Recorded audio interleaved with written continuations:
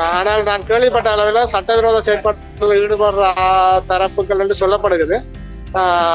எனக்கும் அதுல சந்தேகம் இருக்குது. ஏனென்றால் நாங்கள் சட்டவிரோத செயற்பாடுகளுக்கு எதிராக கடந்த காலங்களில் தொடர்ச்சியாக எழுதி வந்திருக்கிறோம். தான் இந்த சம்பவம் அதால எனக்கு சாரதி இனங்கானம் அவசர சிகிச்சை பிரிவில் அனுமதிக்கப்பட்டு இப்ப நான் குழந்தை வைத்தியசாலை 4வது விடுதியில இருக்கிறேன். இன்றைக்கும் சிகிச்சை எக்ஸ்ரே எடுத்திருக்கணும், சிகிச்சை எல்லாம் எடுத்திருக்கணும். நேற்று பின்னேரம் 5:15 மணி இருக்கும். நான் இந்த அலுவலகத்திலிருந்து வீட்டுக்கு போய் கொண்ட கேட்க என்னை பின்தொடர்ந்து வந்த ஒரு கருப்பு கலர் வாகனம் உண்டு. சில A9 ரோட்ல கிளிநொச்சி டவுன்ல இருக்கிற சில டெலிகாம் டவருக்கு முன்னால என்ன குறுக்க போட்டு என்ன வாகனத்தை மறைச்சு போட்டு வாகனத்துல இருந்து இறங்கின ஒரு ஆள் என்ன தெரியுமாண்டு சண்டித்தனமா என்ன தெரியுமாண்டு கேட்டுக்கொண்டு இறங்கி போட்டு என்ன உடனே இறங்கி போட்டு வேற என்ன பார்க்க எனக்கு விளங்கிட்டு ஏதோ நடக்க போட்டு இப்ப நான் மோட்டோ வைக்கப்பட்டு இறங்கி ஓடுவாண்டு வலிக்கு அதுக்குள்ள என்ன பிடிச்சு போட்டு டிரைவரும் இறங்கி வந்து என்ன பிடிச்சு 2 பேரும் சேர்ந்து என்ன பிடிச்சு வாகனத்துல தூக்கி போட்டு வாகனத்துல பின் சீட்டுக்கு தூக்கி போட்டுட்டு டிரைவர் வாகனத்தை எடுத்துக்கொண்டு வாகனத்தை எடுக்கிறதுக்கு முன்னால போனார். பின்னால ஒருவர் நின்றவர் என்ன கொண்டு நான் பார்த்தா விபரீதம் விபரீதம் நடக்க போன்று நான் கருதி போட்டு என்னை பிடிச்சு கொண்டு இருந்தவரை நான் எட்டி உதஞ்சு விட்டேன். அவர் விடுபட்ட பிறகு நான் திருப்பியும் வாகனத்துக்கு வந்து வெளியில வந்த பிறகு திருப்பியும் வந்து என்ன பிடிக்க ஆக்கள் எல்லாம் நின்று பார்த்து கொண்டிருக்க அவையில் சடார்ந்து என்னை பிடிச்சு இந்த நெஞ்சு கழுத்து இந்த மற்றது முதுகு பக்கம் எல்லாம் சரமாரியா பைய பத்தி கொண்டு அடிச்சு போட்டு சேட்டையா விடுறாய், நாங்கள் ஆரண்டு உனக்கு தெரியுமா, உன்னை கொண்டு போடுவான் ராஸ்கல் போட்டு சொல்லி போட்டு விட்டுட்டு வாகனத்தை எடுத்து கொண்டு போயிட்டு இது வந்து எனக்கு நான் என்னன்னு பாக்கணும்னா நான் வேலை முடிஞ்சு வார டைமை பார்த்துட்டு எனக்கு பின்னால வந்திருக்கணும். என்னை மறைச்சது வந்து அந்த ரோட்டுல அந்த இடத்துல சிசிடிவி கேமராண்ட கவரேஜ் இல்லாத இடமா பார்த்து என்ன க்ரோஸ் பண்ணி மறைச்சு என்ன ஏன் கடத்த வலிக்கிட்டது என்ன ஏன் வாகனத்தை தூக்கி போட்டுச்சினம்ன்றதுலாம் எனக்கு தெரியல. அவையில் ஆறுன்றதும் எனக்கு தெரியல. ஆனா டிரைவரை நான் வந்து அடையாளம் கண்டிருக்கிறேன்.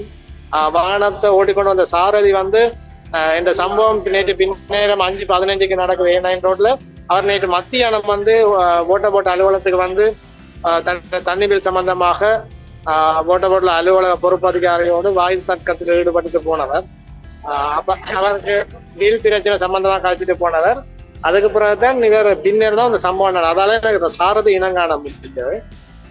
அப்படித்தான் ஓட்ட சம்பவம் தான் அவருக்கு எங்கள் மீது கோபமா இருந்தா அது ஓட்ட உள்ள அதிகாரிகளோட தான் அந்த கோபம் அவருக்கு இருந்திருக்கணும். ஏன் என்ன நானே இலக்கு வைக்கப்பட்டேன். சரி, அப்படித்தான் கோபமா இருந்தா என்னையே நான் கடத்த வலிக்கிடணும், என் வானத்துல தூக்கி போட்டு எங்க கொண்டு போக வலிக்கிட்டு ஏன் அடிச்சுச்சினவெல்லாம் எனக்கு தெரிய இல்லை. இது சம்பந்தமா போலீசார் வந்து நேற்று பின்னேற இரவு வைத்தியசாலையில வந்து ஸ்டேட்மெண்ட் எடுத்திருக்கணும். அப்புறம் என்னுடைய ஓட்டபோட் ஸ்டாப் வந்து என்ன நேற்று பின்னேரமே வைத்தியசாலைக்கு அட்மிட் பண்ணி அவசர சிகிச்சை பிரிவில் அனுமதிக்கப்பட்டு இப்ப நான் வைத்தியசாலை 4வது விடுதியில இருக்கிறேன். இன்றைக்கும் சிகிச்சை எக்ஸ்ரே எடுத்திருக்கணும், சிகிச்சை எல்லாம் எடுத்திருக்கணும். வெளிக்காயம் ஒன்றும் இல்லை. ஆனா நெஞ்சு மற்ற கழுத்து பாதியில சரியான வலியும் ட்ரீட்மெண்ட் நடந்து கொண்டிருக்குது. போலீசார் விசாரணைகளை செய்து கொண்டிருக்கிறேன். இது வரைக்கும் யாரும் அரெஸ்ட் பண்ணப்பட்டதா தகவல் இல்லை. பொறுத்திருந்து பார்ப்போம். எனக்கு என்ன நடந்தது எனக்கு அவையில எனக்கு யாரு எவருண்ட முன்ன பின்ன தெரியாது, முன்ன கோபமோ அல்லது முன் பகையோ எதுவுமே தெரியாது. ஆனால் நான் கேள்விப்பட்ட அளவில் சட்டவிரோத செயற்பாட்டில் ஈடுபடுற தரப்புகள் என்று சொல்லப்படுகிறது.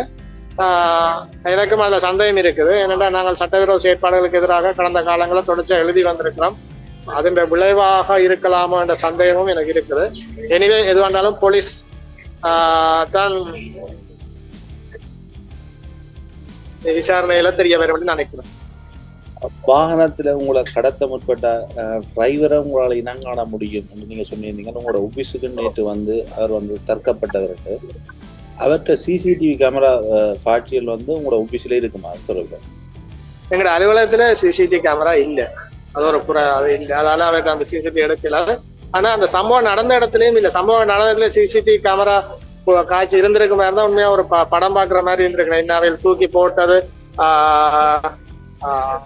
நான் அவையில வாகனத்தை தூக்கி போட்டது, நான் அவையோட சண்டை பிடிச்சு ஃபைட் பண்ணி வெளியில வர வலிக்கிறது எல்லாமே கிடைச்சிருக்கும். அதோட எவிடன்ஸா இருந்திருக்கா.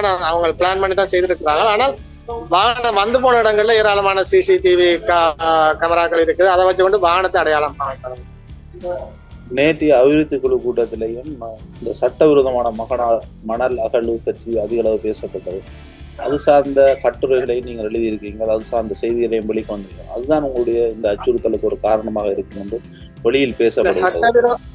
சட்டவிரோத மணல் அகழ்வு மட்டுமில்லை, சட்டவிரோத மணல் அகழ்வு, கஞ்சா, கசிப்பு உட்பட பல்வேறு சட்டவிரோத செயற்பாடுகளை நான் கட்டுரைகளாகவும் செய்திகளாகவும் என்னுடைய முகநூல்களையும் பதிவுகளையும் போட்டிருக்கிறேன். கடந்த காலத்துல எனக்கு அந்த அச்சுறுத்தல் இருந்ததுதான். ஆனா இப்படி வருமென்று நான் நினைக்கல.